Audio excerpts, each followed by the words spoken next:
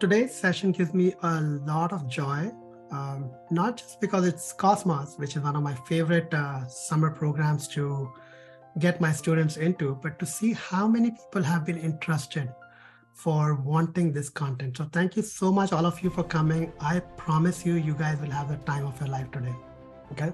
It's not just that Cosmos is a phenomenally a good program to go to, but the earlier you start with this program, the more you will realize as parents and as students how quickly it gets you ready for college admissions at large, research, learning about research as a way of thinking, in a structured way of thinking, and also learning how the University of California system works, which is critical to understand because it's quite a bit different from how Stanford or Brown or NYU or Penn operate.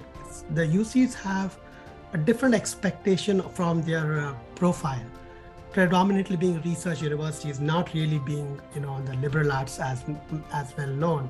So Cosmos gives you that ray of looking a peep into how they think. So regardless of any approach, any student of mine who has applied for Cosmos as a rising 9th grader, 10th grader, and 11th grader, or even as a rising 12th grader, when I look at their profile, when it comes to me as a counselor, it's very different. They usually are on top of their game. They have a focused intellectual curiosity that they talk about. So these could very well be students who've not made it into Cosmos.